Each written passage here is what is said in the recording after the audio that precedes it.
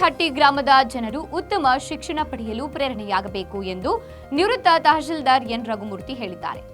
ಸೋಮವಾರ ರಾತ್ರಿ ಹೋಬಳಿಯ ಗೌಡಗೆರೆ ಗ್ರಾಮ ಪಂಚಾಯಿತಿ ವ್ಯಾಪ್ತಿಯ ಜೋಗಿಹಟ್ಟಿ ಗ್ರಾಮದಲ್ಲಿ ಶ್ರೀ ರಾಮನವಮಿ ಹಬ್ಬದ ಪ್ರಯುಕ್ತ ಶ್ರೀ ರಂಗನಾಥ ಸ್ವಾಮಿ ಯಕ್ಷಗಾನ ಕಲಾ ಸಂಘ ವತಿಯಿಂದ ದುಶ್ಯಾಸನನ ವಧೆ ಅರ್ಥಾತ್ ದ್ರೌಪದಿಯ ವಸ್ತ್ರಾಪಹರಣ ಎಂಬ ಯಕ್ಷಗಾನ ನಾಟಕವನ್ನ ಟೇಪ್ ಕತ್ತರಿಸುವ ಮೂಲಕ ಉದ್ಘಾಟಿಸಿ ಮಾತನಾಡಿದರು.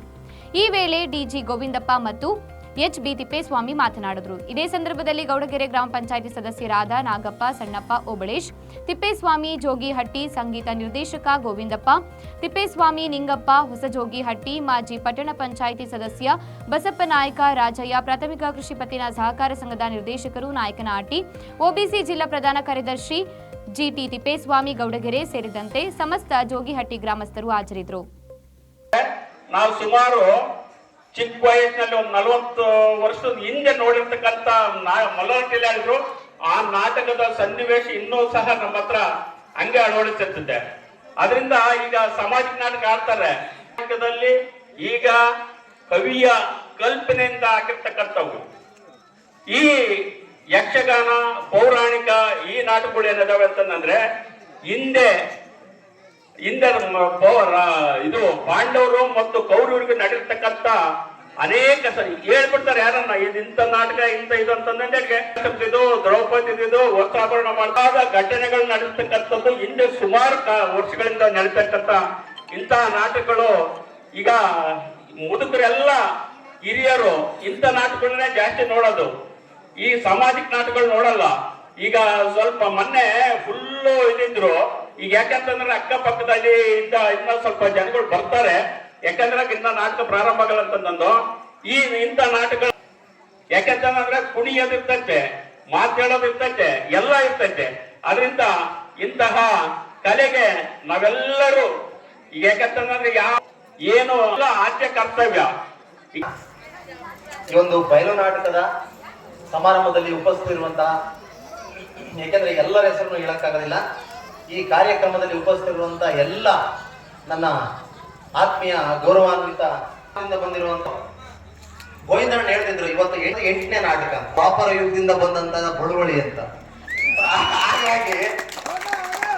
ಹಾಗಾಗಿ ಆ ಒಂದು ಕಲೆಗೂ ಆಮೇಲೆ ಆ ಒಂದು ಧೀಮಂತಿಕೆಗೂ ಆ ಒಂದು ಶ್ರೀಕೃಷ್ಣನ ಆದರ್ಶಗಳಿಗೂ ನಿಮ್ಮೂರಿಗೂ ಸಾಮ್ಯತೆ ಇದೆ.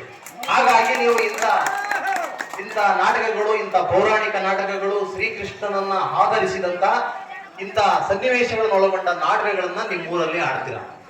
ಇವತ್ತು ನಾನೊಂದು ನಿಮಗೆ ಮನವಿ ಮಾಡೋದಿಷ್ಟೇನೆ, ಮುಂದಿನ ದಿನಗಳಲ್ಲಿ ನೀವು ಆಡೋ ಅಂತ ನಾಟಕ, ಆ ನಾಟಕದಲ್ಲಿ ಬರೋ ಅಂತ ಪಾತ್ರಗಳು, ಸನ್ನಿವೇಶಗಳು ನಿಮ್ಮ ಊರನ್ನ ಬದಲಾವಣೆ ಮಾಡೋ ಸಂದರ್ಭಗಳು ಆಗ್ಬೇಕು.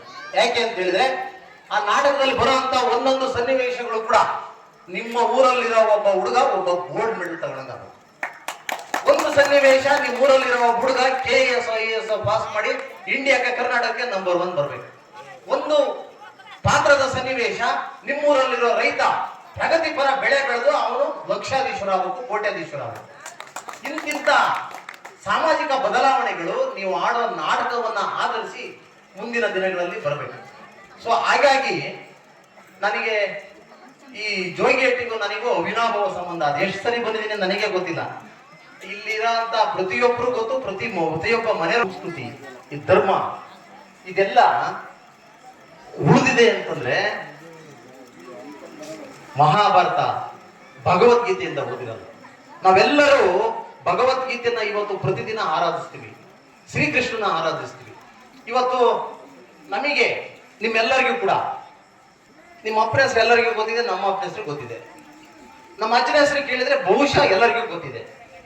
ಅವ್ರ ಅಪ್ಪನ ಹೆಸರು ಕೇಳಿದ್ರೆ 50% ಅರ್ಧ ಜನಕ್ಕೆ ಗೊತ್ತಿದೆ. ಅವ್ರ ಅಪ್ಪನ ಹೆಸರು ಕೇಳಿದ್ರೆ ಯಾರಿಗೂ ಗೊತ್ತಿಲ್ಲ. ಆದ್ರೆ ದ್ವಾಪರ ಯುಗದ ಶ್ರೀಕೃಷ್ಣ ಏನ್ರಿ, ಒಬ್ಬ ಸಣ್ಣ ಹುಡುಗನಿಂದ ಹಿಡಿದು 90 ವರ್ಷ ಜ್ಞಾನ ಇಲ್ಲದ ಮುದುಕರಿಗೂ ಶ್ರೀಕೃಷ್ಣನ ಹೆಸರು ಹೇಳ್ತಾರೆ. ಏನ್ ಕಾರಣ? ನಮ್ಮ ಅಜ್ಜನ ಹೆಸರು ನಮಗೆ ಗೊತ್ತಿಲ್ಲ, ನಮ್ಮ ಅಜ್ಜನ ಅಪ್ಪನ ಹೆಸರು ನಮಗೆ ಒಬ್ಬ ಮುದುಕನವರಿಗೂ 99 ವರ್ಷದವರೆಗೂ ಶ್ರೀಕೃಷ್ಣನ ಹೆಸರು ಗೊತ್ತಿದೆ. ಯಾಕೆ?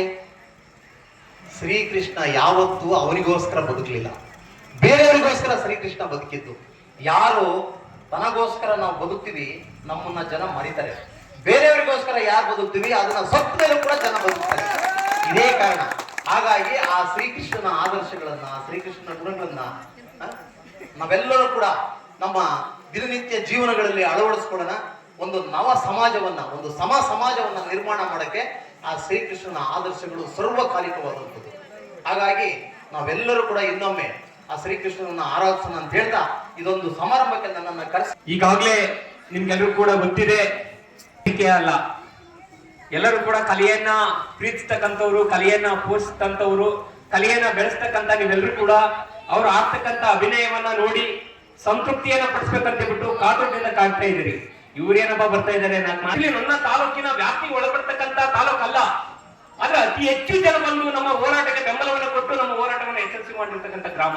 ಅದಕ್ಕೆ ನಾನು ತುಂಬ ಹೃದಯದಂತ 8 ನಾಟಕವನ್ನ ಆಡ್ತಕ್ಕಂಥದ್ದು ಅಷ್ಟು ಈಸಿ ಅಲ್ಲ. ಒಂದು ನಾಟಕವನ್ನ ಆಡ್ಬೇಕಂದ್ರೆ ಹೆಚ್ಚು ಕಡಿಮೆ 1-2 ತಿಂಗಳಾದ್ರೂ ಪ್ರಾಕ್ಟೀಸ್ ಬೇಕು. ನಾವು ಮುಖಾಂತರವಾಗಿ ಯಾಕೆ ವೇದಿಕೆಯ ಕಾರ್ಯಕ್ರಮ ಮಾಡ್ತಾರೆ ಅಂದ್ರೆ ನಮ್ಮ ಸಮಾಜದ ಬಂಧುಗಳನ್ನ ಜಾಗೃತಿ ಮಾಡಬೇಕು. ನಮ್ಮ ಸಮಾಜದ ಬಂಧುಗಳಿಗೆ ಬೇರೆ ಸಮಾಜದಲ್ಲಿ ಯಾರೆಲ್ಲ ಶಿಕ್ಷಣವನ್ನ ಪಡೆದು ಉನ್ನತ ಸ್ಥಾನಕ್ಕೆ ಹೋಗಿದ್ದಾರೆ ಅವ್ರ ರೀತಿಯಾಗಿ ನಮ್ಮ ಮಕ್ಕಳು ಆದರ್ಶವಾಗಿ ಬೆಳ್ಕೊಂಡು ಹೋಗಬೇಕು ಅಂತ ಹೇಳ್ಬಿಟ್ಟು ಇಂಥ ಕಾರ್ಯಕ್ರಮ ಮಾಡ್ತಾರೆ ಹೊರತು ನಿಮ್ಮ ರಾಜ್ಯದಲ್ಲಿ ಅತ್ಯಂತ ಹೆಚ್ಚು ಜನಸಂಖ್ಯೆಯನ್ನು ಹೊಂದಿರತಕ್ಕಂತ ನನ್ನ ಸಮುದಾಯ ಇಟ್ಕೊಂಡು ನಮ್ಮ ಗ್ರಾಮದಲ್ಲೂ ಕೂಡ IAS ಆಗ್ಬೇಕು, ನನ್ನ ಗ್ರಾಮದಲ್ಲೂ ಕೂಡ KS ಆಗ್ಬೇಕು, ನನ್ನ ಗ್ರಾಮದಲ್ಲೂ ಕೂಡ ಇಂಜಿನಿಯರ್ ಆಗ್ಬೇಕು, ನನ್ನ ಗ್ರಾಮದಲ್ಲೂ ಕೂಡ MBBS ಅನ್ನ ಮಾಡಿ ಡಾಕ್ಟರ್ ಆಗ್ಬೇಕು ಅಂತಕ್ಕಂಥ ಆಸೆ ನೀವೆಲ್ಲರಿಗೂ ಕೂಡ ಬರಬೇಕು.